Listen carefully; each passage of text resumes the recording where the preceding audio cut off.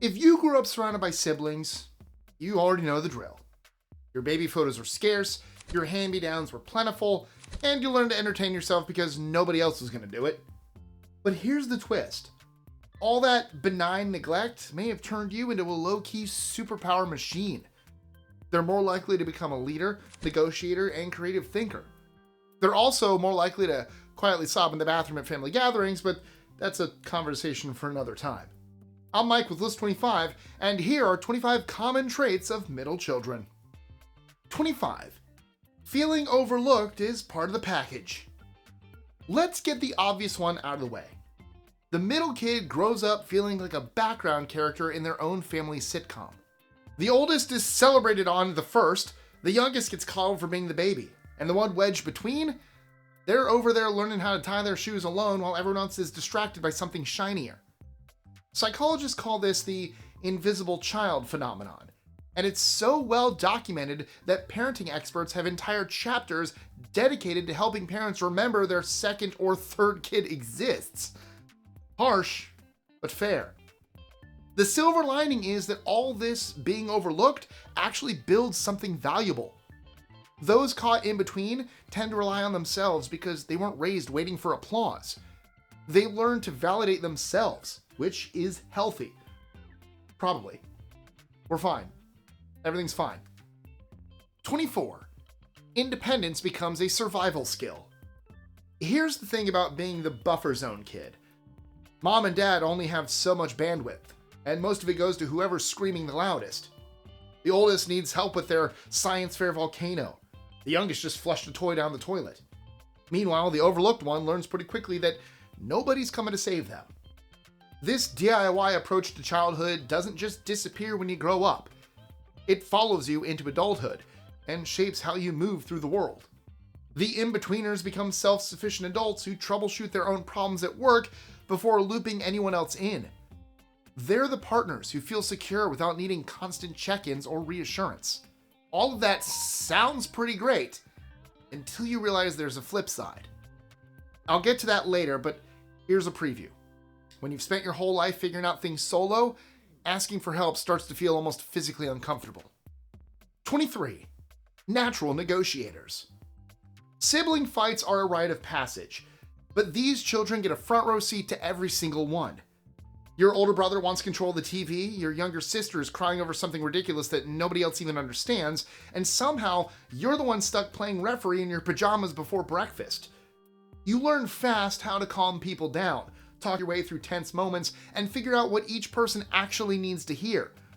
It's not manipulation, it's just pattern recognition mixed with a strong desire for everyone to stop yelling.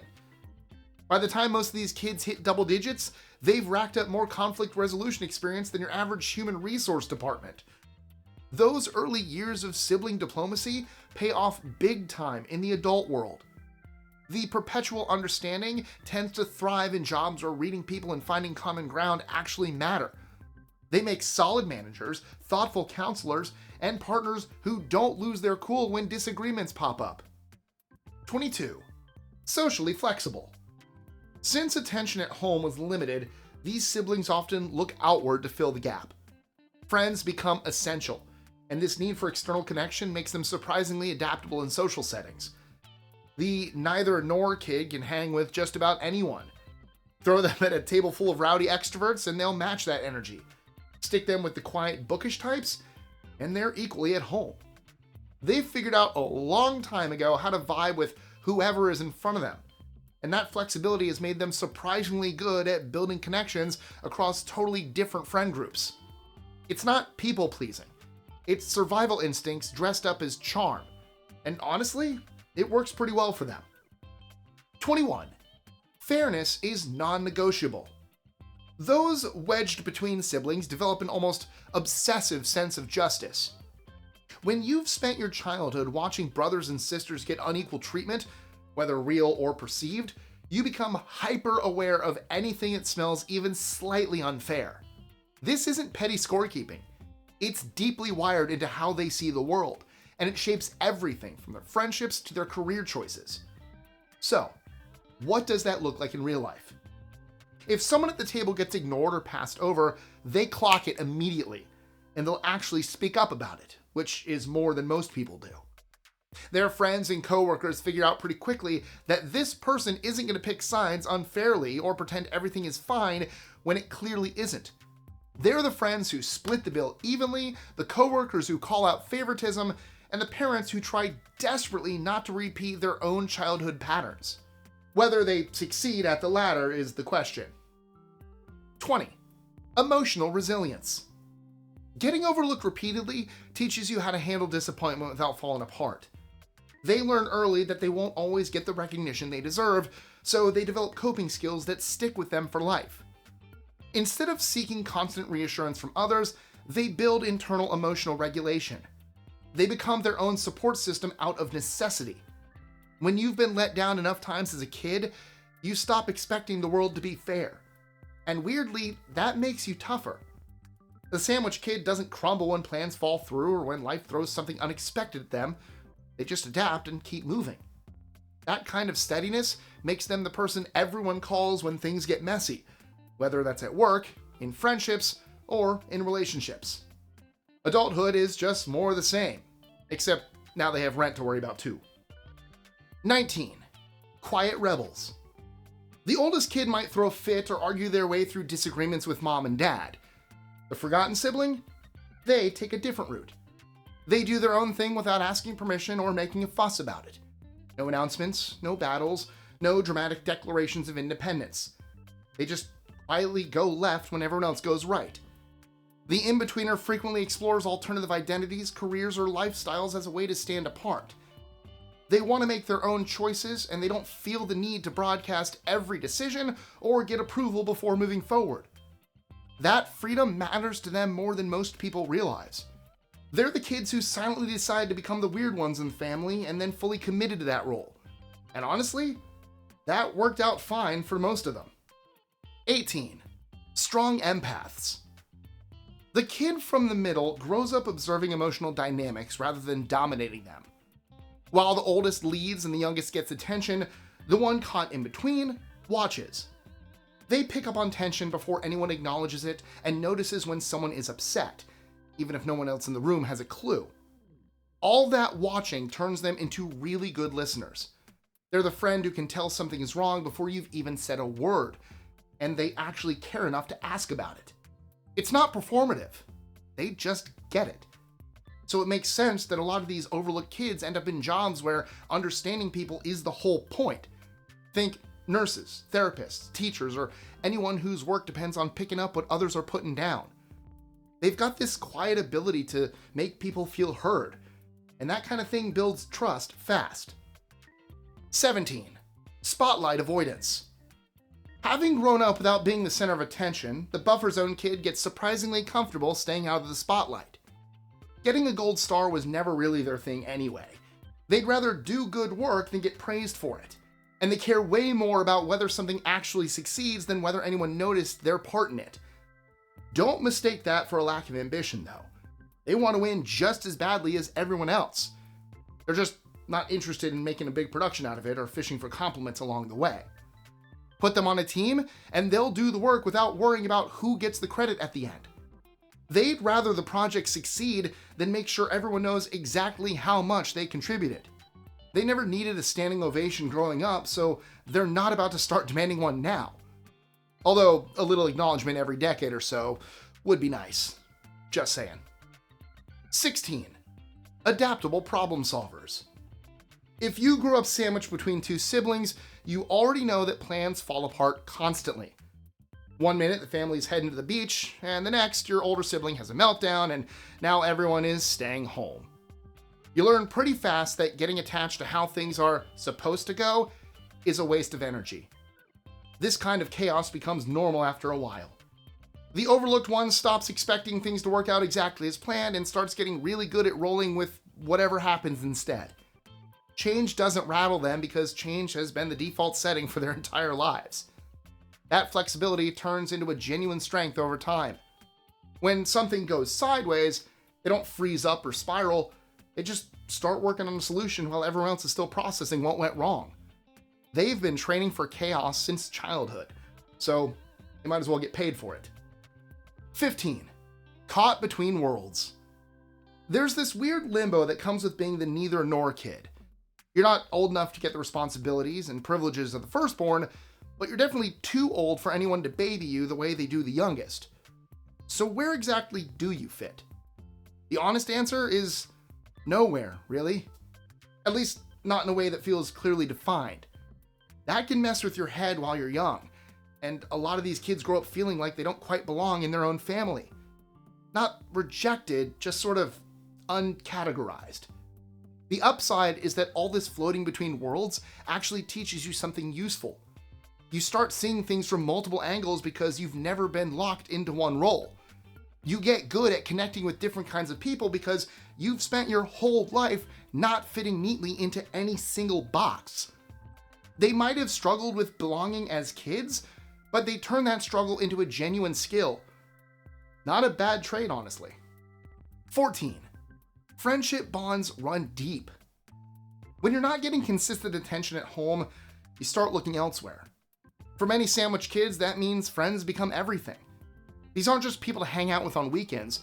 They're the ones who actually notice you, remember your birthday without a Facebook reminder, and ask how you're doing, like they actually want to know.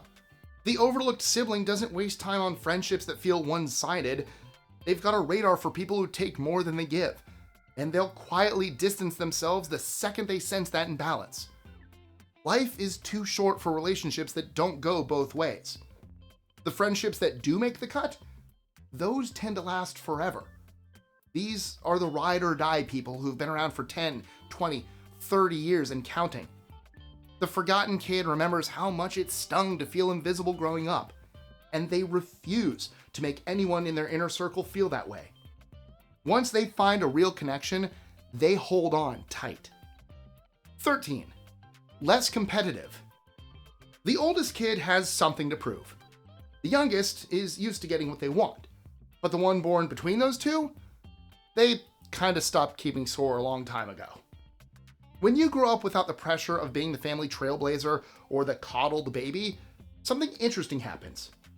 You stop measuring yourself against everyone else and start figuring out what success looks like on your own terms. Winning feels good, sure, but not if it means stepping on people to get there. This makes the in-betweener surprisingly easy to work with. They're not trying to one-up their teammates or hog all the glory when a project goes well. They'd rather everybody win together than stand alone on some imaginary podium. Romantic partners tend to appreciate this quality too, since dating someone who isn't constantly competing with you is actually pretty refreshing. 12. Unique identity seekers. The sandwich kid often carves out an identity that differs dramatically from their siblings. If the oldest is the academic one, the one wedged between might become the artist. If the youngest is an athlete, they might pursue something nobody in the family has ever tried before. Think about it. Your older sibling already claimed the smart one title. Your younger sibling locked down the baby the second they were born. So what's left? You find something else entirely. Maybe you become the musician, the weird one, the traveler, or the kid who's really into reptiles for some reason. You plant your flag somewhere nobody else is standing. The need to find their own thing often pushes these kids toward jobs and hobbies that surprise everyone at Thanksgiving dinner. They're not following the family playbook, they're writing their own. 11. Quietly confident. Don't let the laid-back vibe fool you. The perpetual understudy has more confidence than they let on. Their self-assurance doesn't come from external praise because, let's be honest, they didn't get much of that growing up. It comes from years of independence, adaptability, and figuring things out on their own when no one else was available to help. They lead subtly, influence gently, and succeed consistently. This quiet confidence is easy to underestimate, which works entirely in their favor. People don't see them coming until they've already handled everything. Surprise. 10. Skilled observers. The middle kid often grows up watching more than speaking. When nobody's really paying attention to you, you start paying attention to everything else. You notice when mom's tone shifts at dinner. You catch the look your siblings exchange before a fight breaks out. You learn to read what people aren't saying just as well as what they are. All that quiet watching pays off. They become the person who sees a problem brewing before anyone else even knows something's wrong. They don't react on impulse because they've already clocked what's happening and thought 3 steps ahead. They notice things that fly right over everyone else's heads. As adults, they're the perceptive friends who realize something's wrong before you've said a word. It's not psychic ability. It's years of training from sitting at a dinner table where nobody was paying attention to them. 9. Achievement downplayers. The overlooked sibling tends to understate their accomplishments in ways that genuinely confuse everyone else around them. They win awards, land promotions, or accomplish major goals and then shrug it off like it was no big deal. Sometimes they don't even mention it at all. This isn't false modesty. Growing up without constant praise taught them not to expect applause. So even when they succeed, they don't quite know how to accept recognition gracefully. It feels awkward to them. Their motivation usually comes from internal satisfaction rather than external validation. This humility can be admirable, but it sometimes causes them to be professionally overlooked because they simply won't advocate for themselves. When they finally do speak up about their achievements, the quiet competence often catches people completely off guard. Who knew the invisible kid had been winning all along? 8. Team environment thriving. Put the overlooked sibling on a team and watch them shine. They spent their entire childhood splitting everything from bathroom time to back seat space to parental attention. Group dynamics aren't intimidating to them. They're familiar. The oldest kid might try to run the show. The youngest might sit back and let everyone else handle it. But the one who grew up wedged between them, they find a groove somewhere in the middle.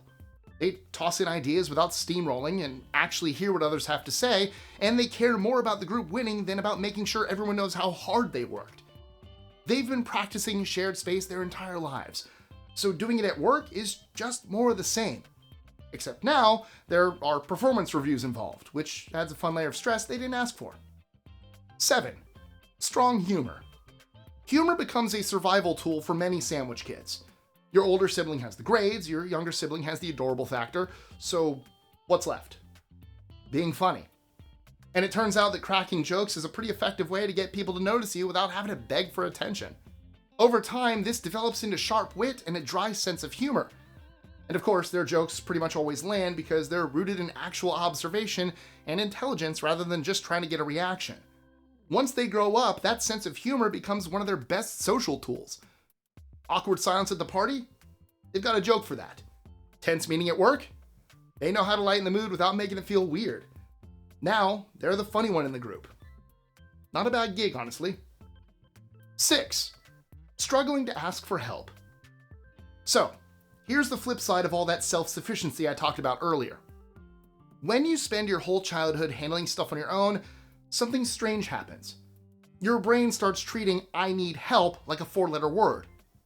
The overlooked kid will literally exhaust every possible option before even considering reaching out to another human being. Stuck on a problem at work? Google it 17 times. Overwhelmed by life? Push through anyway. Drowning? Keep swimming and hope nobody notices. That independent streak turns into a stubborn refusal to lean on anyone, and it can backfire hard. Burnout, isolation, and running on empty become way too familiar. The good news is that this can change. Once they figure out that needing support doesn't make them weak, their whole world opens up. Life gets easier, but getting them to that point takes some convincing. 5. Emotional balance. The overlooked kid doesn't really do dramatic highs or crushing lows. There's something about growing up without all eyes on you that lets you develop at your own pace. Nobody expected them to set an example like the oldest, and nobody swooped in to fix every little problem as they did for the youngest. They just kinda grew up. Quietly. Without all the extra pressure weighing them down. When everyone else is panicking, they're the ones asking practical questions and figuring out what to do next. Drama doesn't shake them because they spent their whole lives watching other people's drama unfold from the sidelines. Everyone around them tends to notice this. When stuff hits the fan, people look for the person who isn't freaking out. More often than not, that's the kid who grew up in the background, keeping it together while everyone else fell apart. 4. Fierce loyalty to chosen family. When your biological family sometimes forgets you exist, you start building your own. The forgotten sibling figures out pretty early that the people who actually show up for you aren't always the ones you're related to. Best friends, romantic partners, mentors, that one coworker who always has your back, those become the real inner circle. And once you're in for life. Cross them though, and they won't forget it. Betrayal stings extra hard when you've already spent your childhood feeling like an afterthought. They take that stuff personally, and the grudge has a long shelf life. But the flip side is that the overlooked kid is ride or die loyal to the people they trust. Need someone at 2 a.m? They're there. Going through something rough? They're not just sending a thinking of you text, they're showing up with snacks and a plan. Their people might be few, but the bonds are rock solid. Blood made them relatives, but choice made them family. 3. Subtle advocacy. Throwing a tantrum never got the overlooked kid anywhere. They figured that out early. Screaming for the last slice of pizza just meant the older sibling grabbed it faster. So they got creative. They learned to work the room without anyone realizing it, dropping the right comment at the right time, and letting ideas marinate until people thought they came up with them on their own. Grown-up life rewards this skill big time. Jobs that need a soft touch, like management negotiations or anything involving office politics, that's where the in-betweener thrives. They know how to get buy-in without bulldozing people. Their influence gets underestimated constantly, which is exactly how they like it. It gives them room to operate.